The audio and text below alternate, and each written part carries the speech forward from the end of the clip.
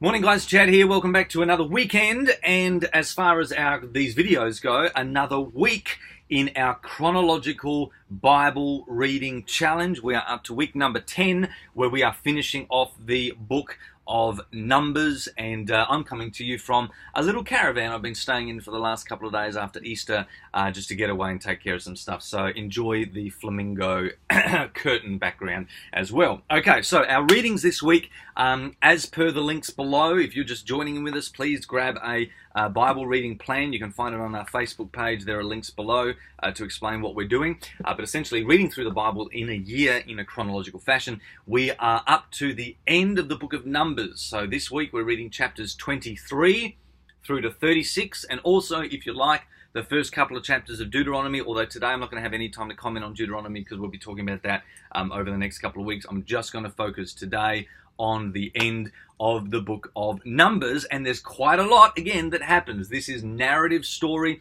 it's historical story, so there's quite a lot of significant events. As per last week, there's quite a lot of significant things that happened this week as well. Numbers that's the nature of the book of Numbers. The book of Numbers is called Numbers, as I said last week, because it involves, or it includes, two significant national censuses, censi, plural, I don't know, two censuses of God's people. Right at the start of Numbers, we have one which happens about a year after they've come out of Egypt. Remember, they spent around about a year at Mount Sinai, and so Moses conducts a census of the people there and counts them. There's over 600,000 fighting men, so we're looking at a population, an adult population of 1.2 million plus kids. We could be around about 2 million mark people. Okay, that's all kind of guesswork, but that's kind of what we're looking at.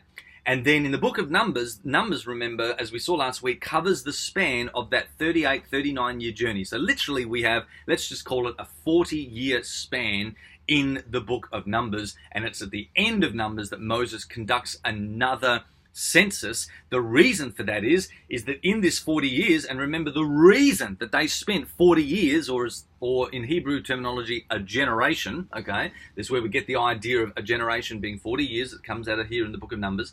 The reason they spent that time in the desert is because of the 10 spies who came back and sent a bad report. They're disobeying the covenant. They're not trusting God. God has enough with them as per the Mosaic covenant. As he said he would, he'd curse them if they disobeyed. Okay, it's their fault. And he says, listen, this generation is going to die out and not go into the promised land that you could have gone into within a couple of weeks. So we've got this 40-year span in the book of Numbers. We've got a census on either end of the book. And what's remarkable, as you'll see this week, is the population, the numbers of the population doesn't actually change all that much. Okay, so even though people are dying every day, every week, every month for 40 years, people are burying their dead in the desert. 1.2 million people over 40 years averages to about 85 people every day dying over that period. God, how morbid, right? Dying in that period of time on average.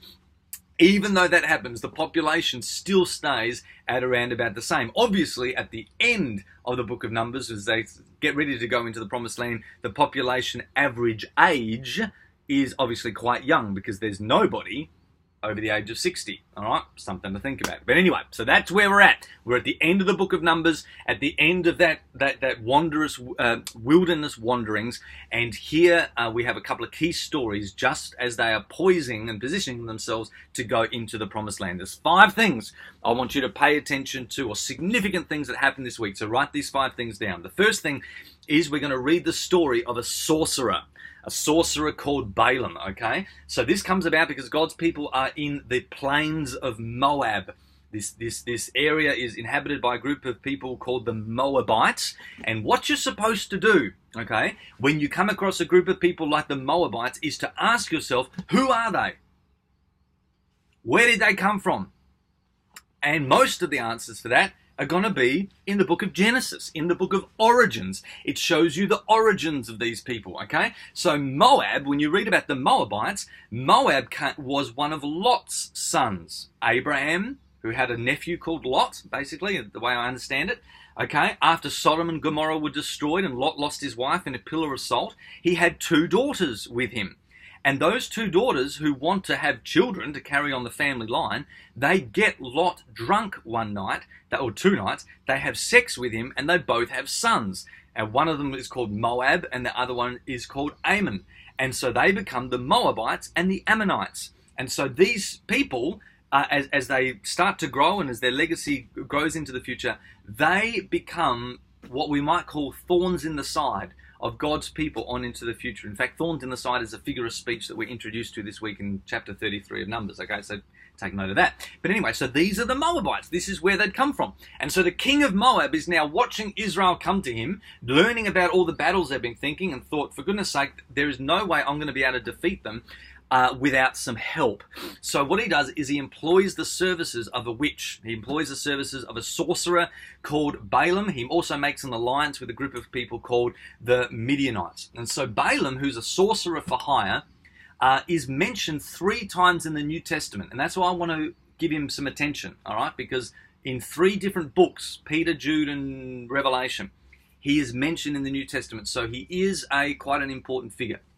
The whole idea of Balaam, as you'll read, is that the king of Moab said, listen, curse the Jews for me. Curse the Hebrews. They're not called Jews yet. Curse the Hebrews for me. He goes up on a mountain. He intends to curse them, but God has his way. All right, and God says to him, there is no way you're going to curse my covenant people. And so he ends up pronouncing a blessing on them. Okay, 3 times, I think it is, he pronounced a blessing on them. And not only that, but you'll also see that he also prophesies, get this, he prophesies about Jesus. So he says to Israel, one day a ruler is going to come from you. And that great ruler will crush the skull of the Moabites. It is direct language from Genesis, okay? The one who is born of the woman, the seed of the woman, will crush the skull of the Satan. Will crush the skull of your enemies. He also says that this great ruler will be a star, will be called a star, and will hold a scepter in his hand. And the book of Revelation picks up that language 3 times. In Revelation, we see Jesus holding the iron scepter. And Jesus himself, at the closing chapter of Revelation, says, I am the bright morning star. So Balaam is prophesying about the coming of Jesus out of the Israel people. But don't think that that means he is now a good guy. Don't think that means he's now on Israel's side. Okay, because what he does seductively, what he does is he encourages the Midianite women to have sex or to sleep with or to seduce the Israelite men. So even though he can't curse them with his mouth, nevertheless he finds a chink in their armor. He uses Midianite women to have sex with them and then to offer them the forbidden fruit of idolatry. And so what we see, which again is a whole Adam and Eve picture, okay? So what we see here is we see these women have sex with the Israelite men, and those Israelite men start to engage in worship of false gods. God obviously finds out about this. A plague comes, and 24,000 of them die right there on the boundary of the promised land because they were committing idolatry, okay? And Balaam was behind that. That's why he's mentioned in the New Testament. He just because he's prophesying about Messiah and prophesying blessing doesn't mean he's a good guy. He's actually used as a warning as a bad guy in the New Testament because he was able to have this scheme against God's people. He found a chink in their armor, and it is amazing that all the way through the Israelites' history, this is a massive area of weakness. It's almost like this is the strategy that brings them down again and again, engaging in physical intimacy with foreign women who then convince them with the forbidden fruit of idolatry, and that's how God's people are brought down again and again. So we see that happen anyway this week with the story of Balaam. He gets killed in the war right at the end of Numbers where Moses has his last great military campaign, wipes out the Midianites effectively, which is incredible because they only used 12,000 fighting men, 2% of their fighting men went to battle. Not one of them died. It was an amazing battle. Again, a sign of God's endorsement. While God is cursing them because of their disobedience, he is also still with them in a military sense because he is committed to getting them to the promised land. Okay, so that's the story of the sorcerer. The second thing I want you to pay attention to, I'll be a bit quicker on these ones. The second thing I want you to pay attention to is a census. Like I said, there's a census at the start of Numbers. That's why the book's called Numbers, and at the end of Numbers. The population remains about the same, about a 0.3% difference, okay, over 40 years, which is quite significant, quite amazing. But one of the significant losses that takes place is in the tribe of Simeon. And I found this really interesting. When I looked at the numbers and compared them, Simeon, the tribe of Simeon, has a decrease of over half of their population in that 40 years. So while other tribes increased in size, Simeon decreased. And I thought, why the heck is this? I went back to Genesis, where Israel is there with his 12 sons before he dies. You know, he's going blind and he's prophesying over his sons. And for Simeon and Levi, he prophesies over them together, and he says, you guys, your tribes are going to be scattered throughout Israel. And that is exactly what we see here at the end of the book of Numbers. Simeon and Levi are the smallest of the tribes as they start to go into the promised land. Levi, of course, has no inheritance, so he literally is scattered. Simeon, well, let's wait and see what happens to him. But all I'm saying right now is that his tribe suffers a huge loss over those 40 years, more than halving in size. So there we go, we have a census. The third thing we see in these chapters is a successor, where God speaks to Moses about appointing Joshua to continue his work, basically. And this is, in the era of the judges, a very common thing. God appoints a judge. He speaks to someone who is both a military leader and also a prophetic leader that hears the voice of God, who has a specific task for a specific time. Okay? God's people in this stage of history, listen, God's people at this stage of history are not a monarchy. In a monarchy, the father will appoint his natural son to lead. And Moses had sons. Okay, so if Moses was a king, he would have appointed a prince. He would have appointed one of his own biological sons to succeed him, but he doesn't. Because God's people are not in a monarchical system yet. That's going to come in Samuel's era, okay, later on. They're not in a monarchy. They're operated by judges, and judges don't appoint their biological sons to lead. Judges are appointed when God decides to speak and give a leader a certain task at a certain time. So I want you to pay attention to that. Moses appoints Joshua as a successor, but it's the only time in the era of the judges that happens. When all the other judges come in the future, they are not a successor for somebody else.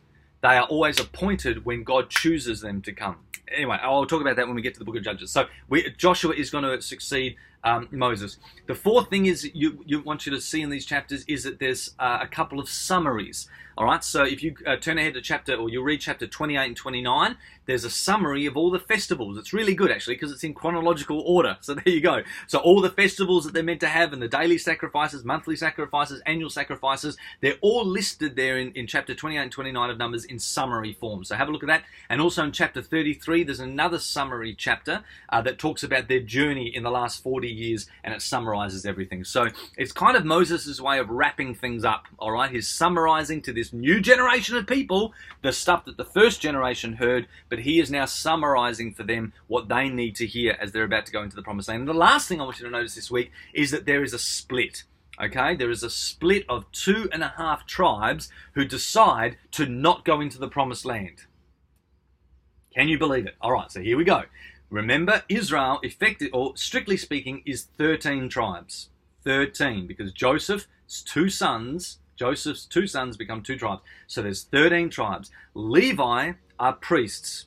So they don't become part of the military, and they don't get their own plot of land in the promised land. So from a legal and military perspective, there's 12 tribes. Strictly speaking, there's 13, but we talk about the 12 tribes of Israel. Now, 2.5 of those tribes, Reuben, Gad, and the half tribe of Manasseh, they come to Moses and they say, listen, we don't want to go over there because the land here is really good, actually. We reckon this is a great place to live. Can we please stay here?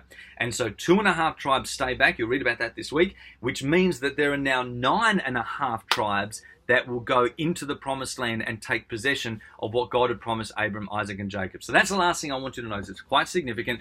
There are so that's why in the future we'll talk about the 2.5 tribes on the east side of the Jordan, and the 9.5 tribes that actually entered and took possession of the promised land. So that's another significant thing in the big picture that we are going to witness and see and read this week. So some significant things that happen. I want you to pay attention to 5: a sorcerer, a census, okay, a successor for Moses, a summary of a bunch of things that have happened, and lastly, a split where 2.5 tribes go their own way. I'm going to stop at 15 minutes. Bless you guys. Have a great week. Bye. Where's my button? See ya.